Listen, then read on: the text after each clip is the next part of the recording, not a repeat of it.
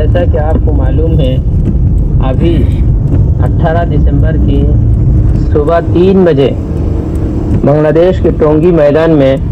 مولانا سعد صاحب کے حامیوں نے وہاں ٹونگی میدان میں موجود اہل شورا پر ایک قاتلانہ حملہ کیا، جس میں بہت سارے احباب مارے گئے، شہید کر دیے گئے اور بے شمار بے حساب زخمی ہو گئے، جو بہت سارے ایسے بھی ہیں جو آج تک لاپتہ بھی ہیں۔ انا للہ و انا الیہ راجعون۔ اس کے بعد سے بنگلہ دیش کے حالات بہت خراب چل رہے ہیں، اس کے بعد سے بنگلہ دیش کے حالات بہت نازک اور خراب چل رہے ہیں۔ ابھی 22 تاریخ کو دارالعلوم معین الاسلام سے اور دیگر مدارس سے ایک فتویٰ جاری ہوا، جس میں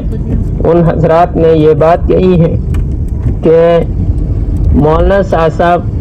جیسے گمراہ آدمی کی پیروی کرنا اپنے ایمان و اعمال کے لیے انتہائی خطرناک ہے، اور جب تک مولانا توبہ نہ کر لے تب تک مولانا کی پیروی کرنا بالکل جائز نہیں ہے۔ اسی طرح سے عام مسلمانوں کو ان کے ساتھ رابطہ رکھنا، ان لوگوں کے ساتھ اٹھنا بیٹھنا، ان کے کاموں میں شریک ہونا اور ان کو کسی بھی طرح سے مدد و نصرت کرنا، یہ سب بھی جائز نہیں ہے۔ اسی طرح سے آگے یہ لکھتے ہیں کہ مساجد میں دعوت و تبلیغ کے نام سے ان لوگوں کے لیے کوئی کام کرنا جائز نہیں ہے، اور مسجد کمیٹی اور ذمہ داران کے لیے بھی یہ جائز نہیں ہے کہ وہ حضرات کیا کرے، ان کو مسجد میں اپنے کوئی بھی کام کرنے دے۔ اس فتویٰ کے جاری ہونے کے بعد اب گزشتہ کل 26 دسمبر 2024 کو حکومت کی طرف سے ایک نوٹس اور ایک حکم جاری کیا گیا کاکریل مرکز سے متعلق، خاص طور سے کاکریل مرکز سے متعلق ایک نوٹس جاری کیا گیا، ایک حکم جاری کیا گیا سرکار کی طرف سے۔ اس میں یہ کہا گیا کہ جمعہ کو 27 تاریخ آئندہ کل 27 دسمبر جمعہ کے روز مولانا زبیر صاحب جو کہ اہل شورا کے ذمہ دار ہیں، تو اہل شورا اپنے کوئی بڑے اجتماع کاکریل مرکز کے آس پاس میں نہیں کر سکتے ہیں، یہ ایک حکم ہے۔ دوسرا حکم یہ ہے کہ مولانا سعد صاحب کے ماننے والوں کو یہ حکم دیا جا رہا ہے کہ وہ لوگ 27 دسمبر جمعہ کے روز سے لے کر آئندہ ان کو سرکار کی طرف سے اجازت نہ ملنے تک کاکریل مرکز کے اندر وہ اپنا کوئی بھی کام نہ کرے، یعنی یہ کہہ رہے ہیں کہ آئندہ آج جمعہ تک کے لیے ان کو اجازت ملی ہے کہ آج جمعہ سے لے کر آئندہ سرکار کی طرف سے ان کو کاکریل مرکز میں کوئی کام کرنے کی اجازت نہ ملنے تک وہ لوگ کاکریل مرکز میں اپنا کوئی کام نہیں کر سکتے ہیں۔ الحمدللہ، یہ بنگلہ دیش کے علماء اور بنگلہ دیش کے اہل شورا کی محنت کی بڑی کامیابی ہے، اور یہ جو فتویٰ ابھی جاری ہوا ہے، اس فتویٰ پر سب سے پہلا عمل گویا کہ کاکریل مرکز سے شروع ہو رہا ہے، کہ اسی مرکز کے اندر جو مرکز مسجد ہے، اسی مرکز سے یہ جاری ہو رہا ہے کہ اس مرکز سے ہی ان کے کام اور ان کے اعمال بند کیے جا رہے ہیں، اور یہ سب سے پہلی کامیابی ہے۔ اللہ تعالیٰ اور کامیابی عطا فرمائے۔ امید ہے کہ اب ان کا کاکریل مرکز سے بالکل صفایا ہو جائے گا، اور یہ ہونا بھی چاہیے، کاکریل مرکز سے بھی صفایا ہو جائے۔ اس کے بعد ٹونگی اجتماع کے بارے میں بھی ان لوگوں کا یہ کہنا ہے کہ ٹونگی میدان میں بھی وہ لوگ اپنا پیر بھی نہ رکھ سکے، یہ بھی علماء کا مطالبہ ہے، ممکن ہے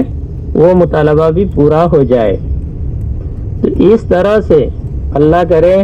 پوری دنیا میں بھی ایسے ہونے لگے کہ مولانا سعد صاحب کے حامیوں کو ہر مسجد میں پابندی لگ جائے، لگنا بھی چاہیے۔ جب ان کے اوپر گمراہی کا فتویٰ لگا ہوا ہے اور وہ اپنی گمراہی سے باز نہیں آ رہے ہیں، اپنی گمراہی سے رجوع نہیں کر رہے، تو ان کی فتنہ سے امت کو بچنے کے لیے ضروری ہے کہ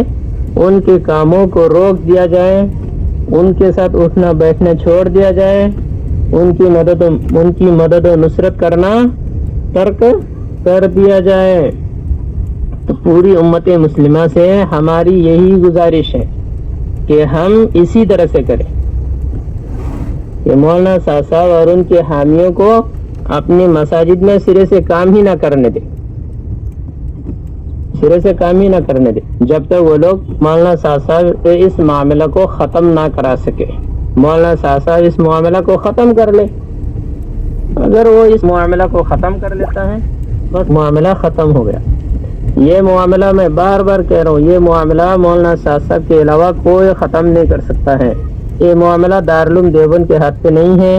یہ معاملہ علماء حقہ کے ہاتھ پہ نہیں ہے کہ وہ لوگ ختم کر دے،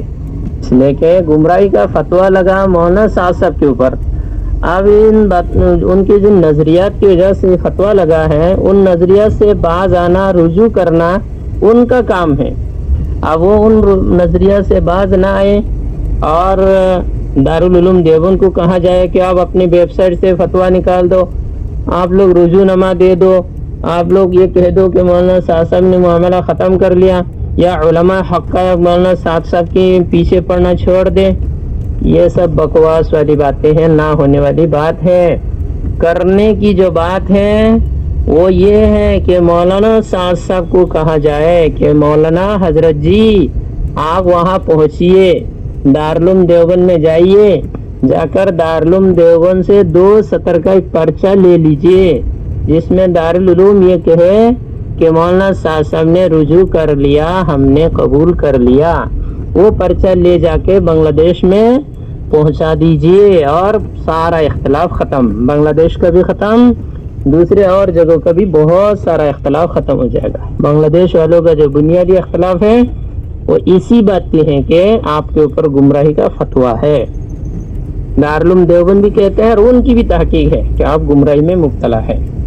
اگر آپ رجوع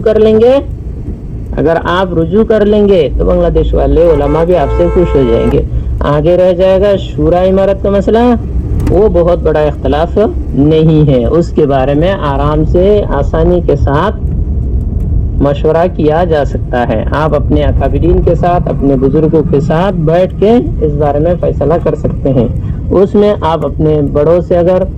علماء دیوبند دارالعلوم دیوبند ہیں، اور اسی طرح سے مفتی تقی عثمانی صاحب ہیں، بنگلہ دیش کے بڑے بڑے علماء ہیں، دنیا کے اور بھی بہت سارے علماء کو بلا کر آپس کے مشورہ سے یہ شورا امارت کے اختلاف ختم کر سکتے ہیں۔ لیکن جب تک علماء حقہ کا آپ کے اوپر جو اعتراض ہے، یہ اعتراض جب تک ختم نہیں ہوگا تب تک شورا امارت والی بات کرنا بیکار ہے۔ شورا امارت والا مسئلہ اصل نہیں ہے، اصل جھگڑا آپ کی غلط نظریات، آپ کی غلط فکر جس کی بنیاد پر علماء آپ سے ناراض، علماء آپ سے ناخوش ہے۔ اس لیے جو حضرات یہ کہتے ہیں کہ دارالعلوم کی وجہ سے اختلاف ہو رہا ہے، فلاں کی وجہ سے اختلاف ہو رہا ہے، طلحہ کی وجہ سے اختلاف ہو رہا ہے، وہ سب غلط ہے، حقیقت سے اس کا کوئی تعلق نہیں ہے۔ اگر حقیقت بتائیں گے تو یہ ہے کہ مولانا صاحب کے پاس خطوط بھیجو کہ آپ رجوع کر لیجئے اور جلدی کر لیجئے اور اچھی طرح سے کر لیجئے۔ دارالعلوم اگر رجوع نہیں دیتا ہے تو آپ جماعت کے کام سے ہی ہٹ جاؤ، ہم آپ کے ساتھ نہیں رہ سکتے ہیں۔ اس طرح کہہ کے آگے یا تو مولانا صاحب سے رجوع کرائیں یا پھر مولانا صاحب کو کلی طور پر چھوڑ دے، تب جا کے یہ اختلاف ختم ہو سکتا ہے۔